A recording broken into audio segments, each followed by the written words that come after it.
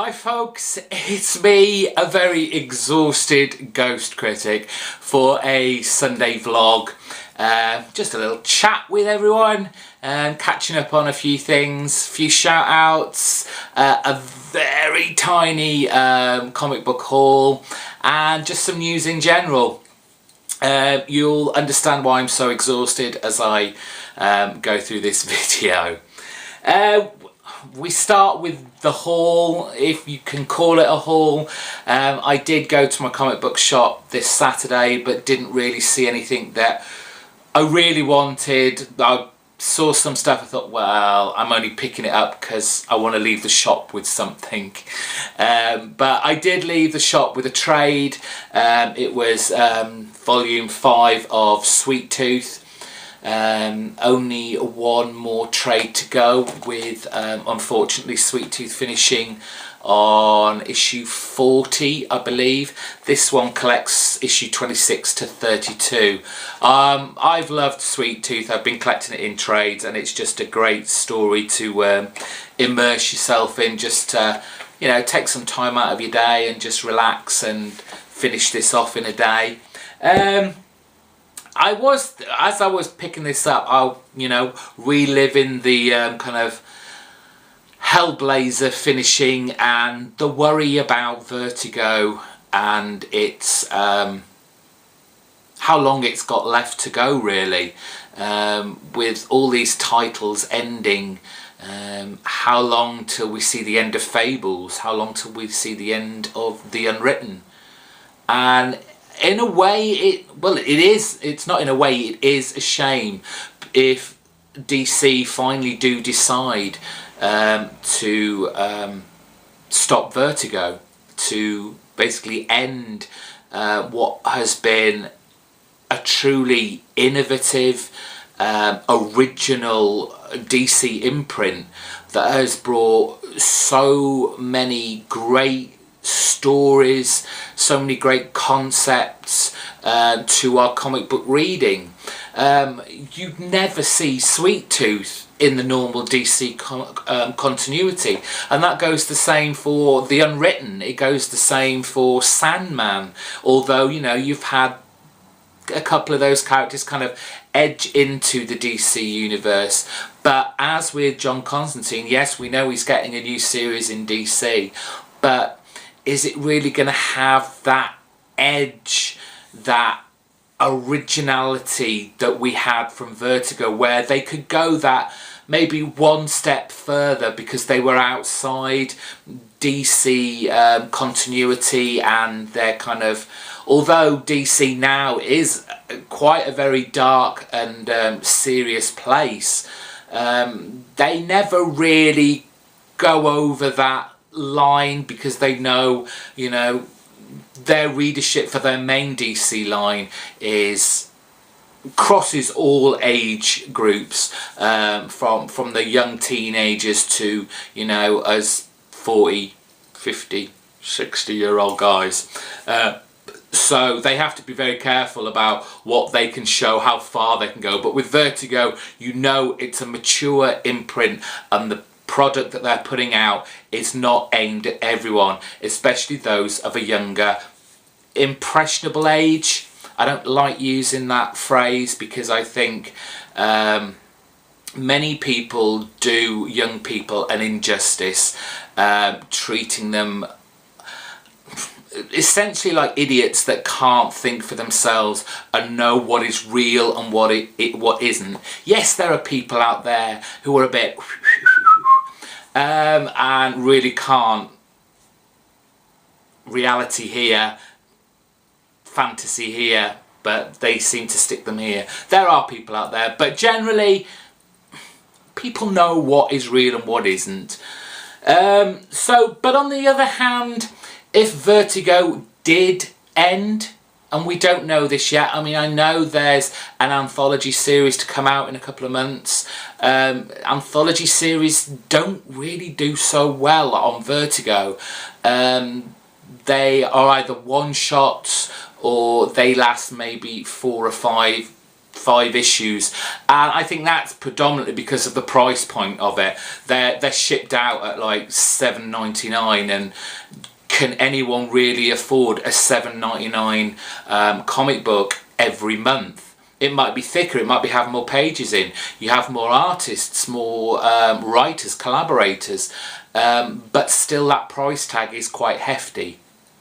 But what does that mean? I mean, I don't know the inside and out of all this stuff, but do these characters, are they products that belong to DC, or are these owned by their creators? Can they take them to other publishers? Because there's no reason why Image can't go, hey, that did really well, let's get it over here, or IDW, or Dynamite, and they can put their own flavour on that, because, you know, you see Image, you see Dynamite, you see IDW, and they are very different in the way they portray and show and put out their products.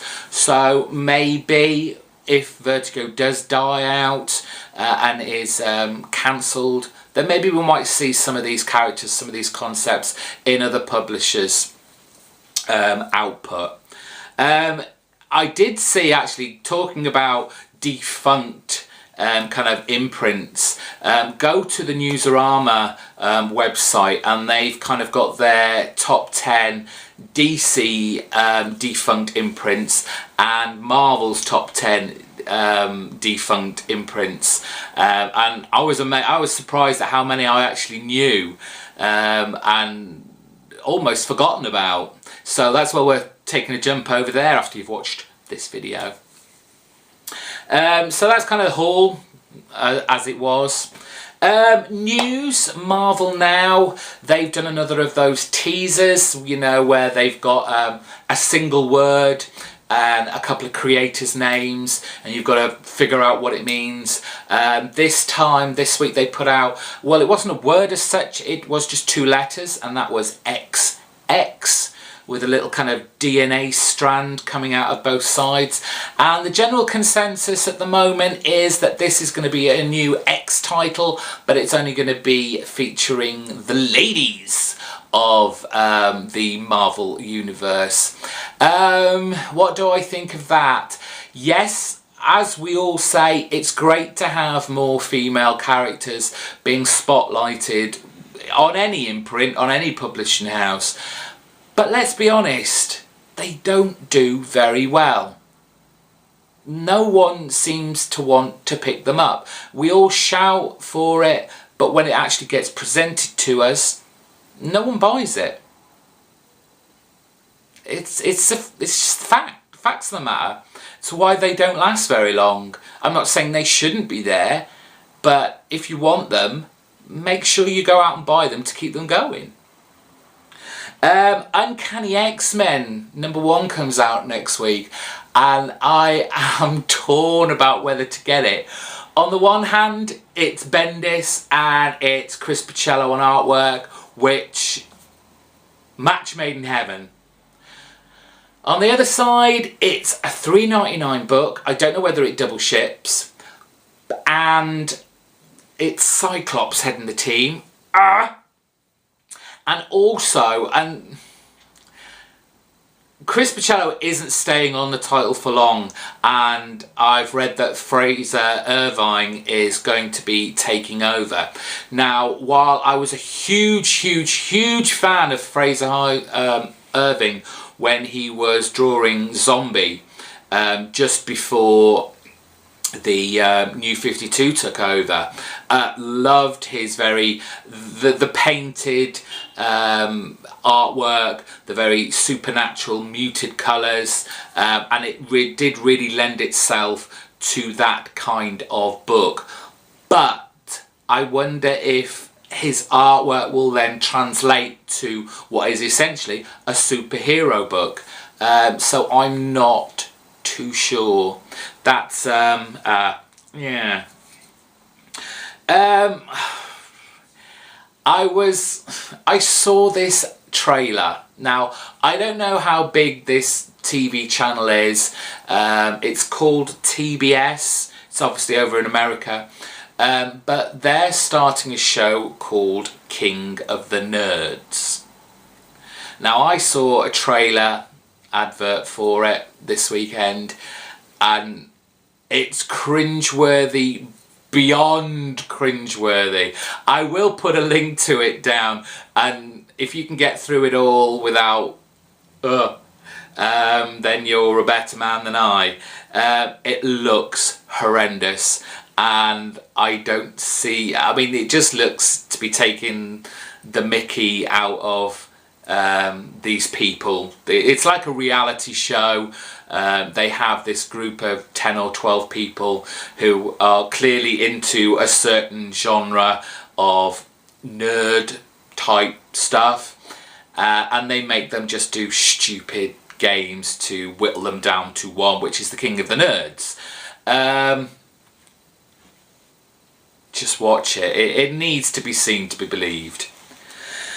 A few shout outs this week of stuff that I've watched and enjoyed and think you should go and watch too. I know I do always seem to be shouting this guy out, but I just had the best 2 hours of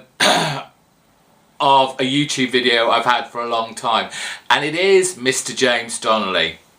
Now, those who are already fans, who already watch his videos, will know that James likes to do his long, epic videos, and for the majority of the time they are based on comic book reviews. He does a few specials along the way, and I think I did this last weekend.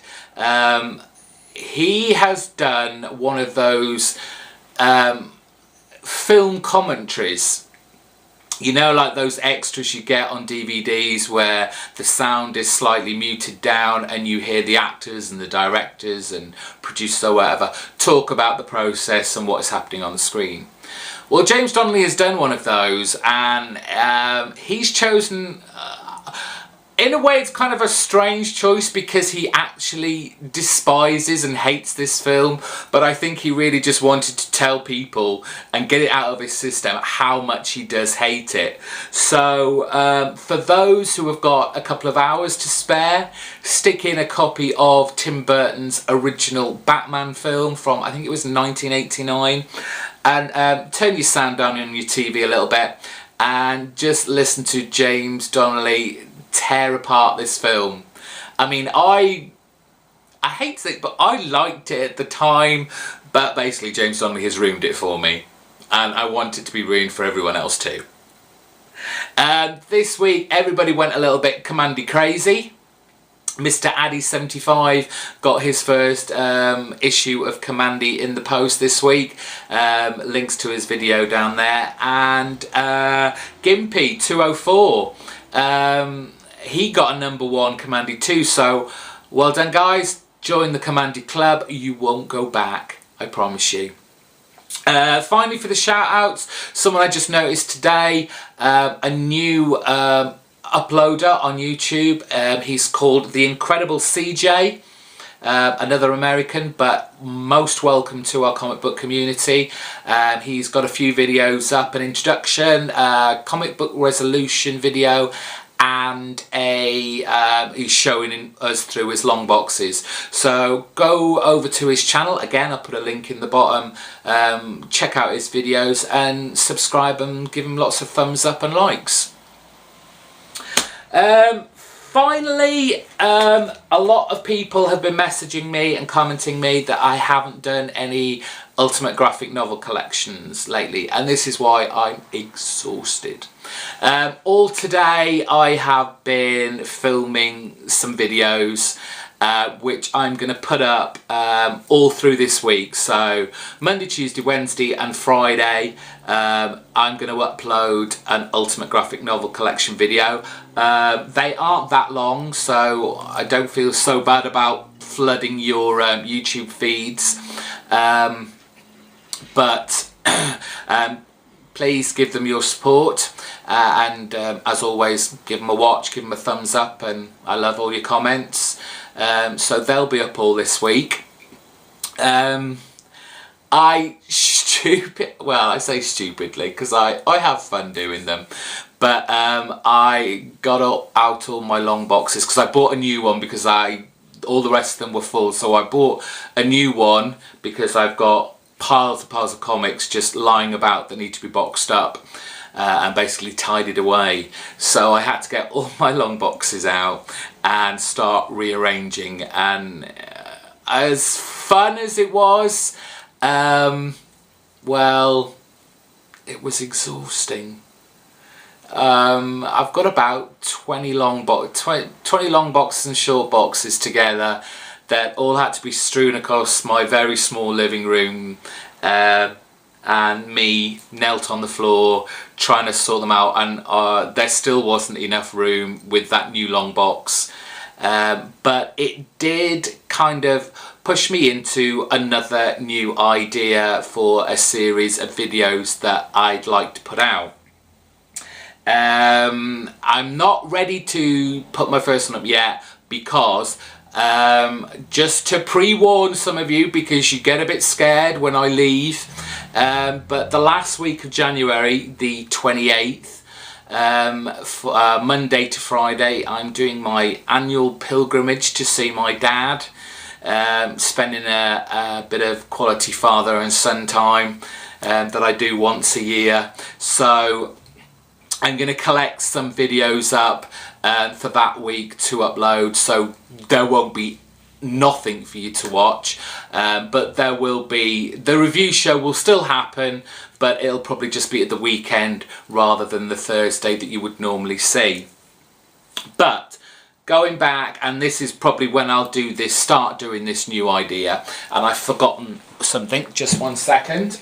An idea, I was looking up at my shelves of all my kind of like what I call coffee table books, where you know, the history books of comics and the like encyclopedias and stuff like that, and I noticed, I mean I look through this book all the time, but this kind of caught my eye, the whole 1000 comic books you must read.